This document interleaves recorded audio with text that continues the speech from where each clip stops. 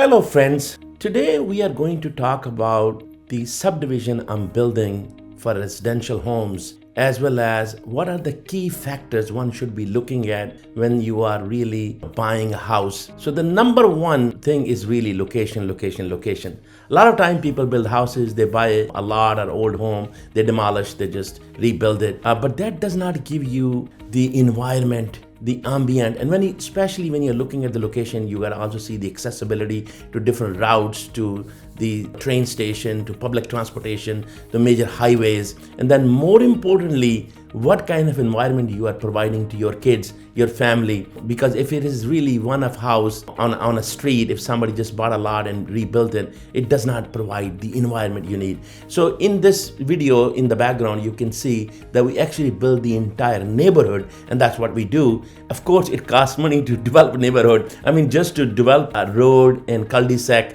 you gotta really put all kind of infrastructure. You gotta bring the infrastructure like all kind of drainage, all kind of electricity, gas, all other kind of water, all kind of utilities you gotta really build. And it is very costly, and especially finding the right land and the right location in the right tax zone and the right school system is not easy. So like this subdivision I'm building in Shrewsbury, Mass is very, very close to Westboro line. It's very accessible to Route 9, Route 20 and Mass Pike, very close to 2 train stations. And then the school system is really 9 to 10 out of 10. So really, that's the overall neighborhood, which I want to give you an appeal. And then going in, and again, I'm not just giving you that because I'm building it. I think whenever you go out to buy a house, you should be looking at these things. And then the most important factor in the location is also taxes, because tax is something you have to pay every year. So like the region I'm building is really $13 per thousand, whereas if you just go to the neighboring Westboro or Southboro or Northboro, similar school system, but you're actually paying 20 plus, maybe $24, $23 per thousand. So if your tax for your house is $10,000, over there you got to be paying $20,000. It's double. So every year. So you got to really factor that in. Never ever just look at the fixed or one-time cost, upfront cost. Look at the total cost of ownership. And that's the reason I actually made another video about buying an older home and newer home. And I will be kind of talking a little bit about it right now as well. So before I really give you the 10 factors you should be looking at, I really want you to subscribe, share, like, discuss, because this is a lot of information we are giving you. In the long run, I'm building a real estate education course, which you have to pay to get. This is all free. So at the very least, we can share, discuss, and propagate the knowledge, because I really care about learning, mutually learning from each other. Now, when you go in, you got to really look at the front of the house, the exterior, what kind of exterior it has. The most important thing in exterior is really windows.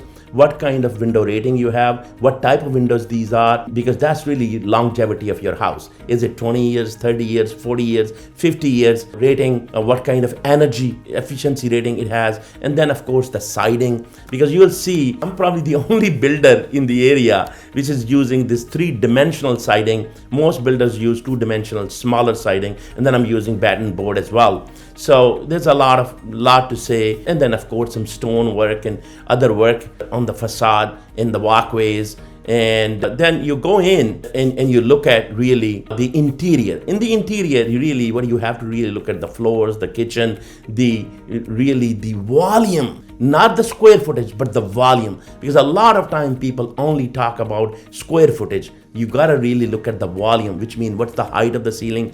Do you have a double-story foyer? Do you have a double-story family room? What's the height of the master bedroom? What's the height of your living room? What's the size of the dining room? Do you have a first floor in-laws? Do you have a full bathroom, half bathroom? What type of finishes in the bathroom? And then other important factor really is what type of kitchen finishes you have. Is it really all the way to the ceiling? Is it really 8 feet, 7 feet, 9 feet? What kind of double stack, glass, lights in cabinet, lights under cabinet, lights above cabinet? What kind of windows you are providing, to what direction? And then of course, what kind of ambient you are providing, that when you're sitting with your family in the dining area or in the sunroom or in the eating area, how do you feel? And then open concept, that where you can entertain not just 10 people, but maybe hundreds of people, depending on the size. And again, even a 3,000 square feet feet home could be built with a much smaller foundation versus a bigger foundation. So we're going to talk about a basement when we go into the basement as well, because that's another factor you should be considering. But right now we're talking about the first floor,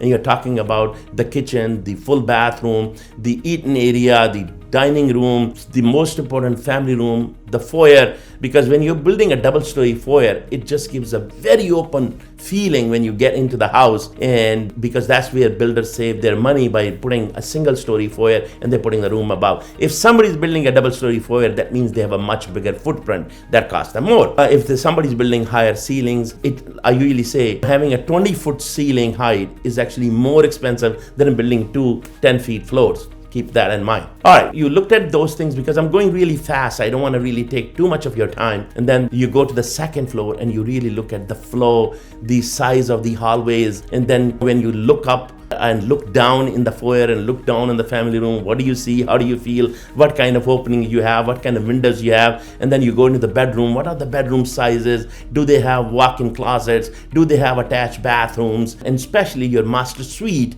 that what kind of ambient and what kind of roof, what kind of ceiling height, what kind of amenities you have in your master bath or your attached bath, and Jack and Jills and what have you. So these are all the factors you have to see. Like I said, for the sake of time, I can't go in every single one, but then you see these finishes and you look at all those things. And then the other most important thing is you come down to the basement, and in the basement you gotta really see that how this heating system and duct system is built. Is it dual fuel? Is it single fuel? What kind of efficiency does it have? Nowadays people are using tankless water heater, but what kind of efficiency in the heating system? We use 95+% in the attic as well as in the basement. So most people build with one system with multiple zone. That's not really very efficient or really longevity. So we build like with 2 or 3 separate systems. So in this way you really are not having cold and hot pockets. And then the other important thing really is the overall flow of the basement and the height of the basement. And when you do your duct, your plumbing, your electrician work, you should be doing in such a way that even if somebody is going to finish the basement, it does not chew up their ceiling height. That's very, very important that you think ahead even if you're not finishing the basement. And then I always find ways to design in such a way that you have a walkout basement. Every single house I have built has a walkout basement one way or the other. And that really is that how do you design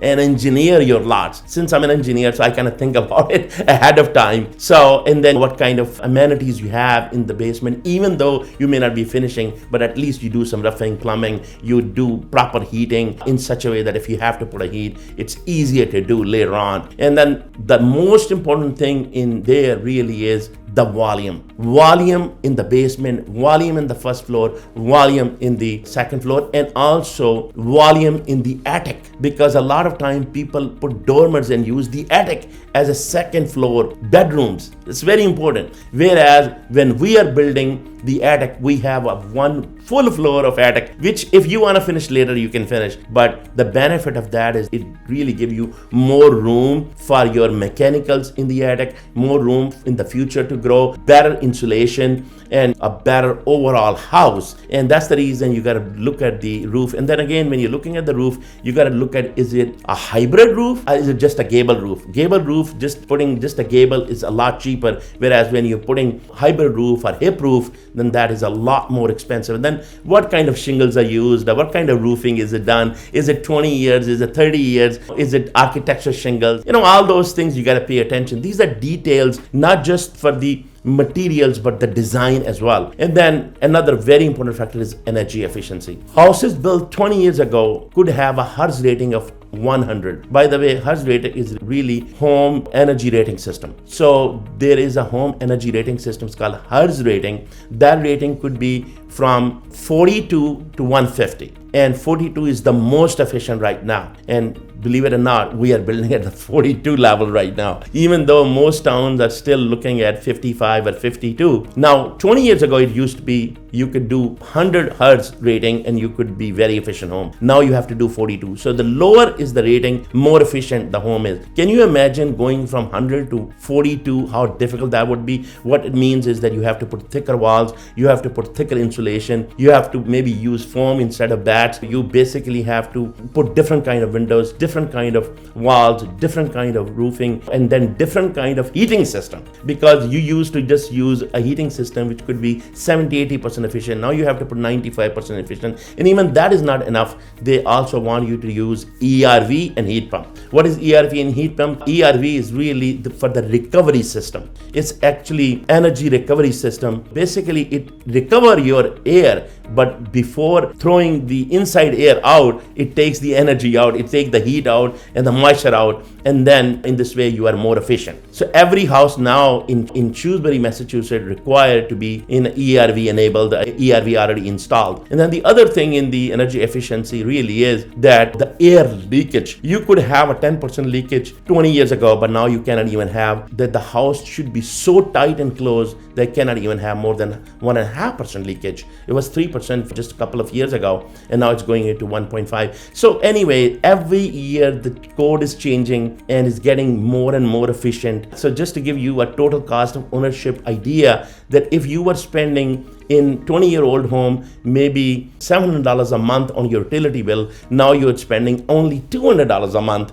So that's a huge saving of like $500 a month. That means $6,000.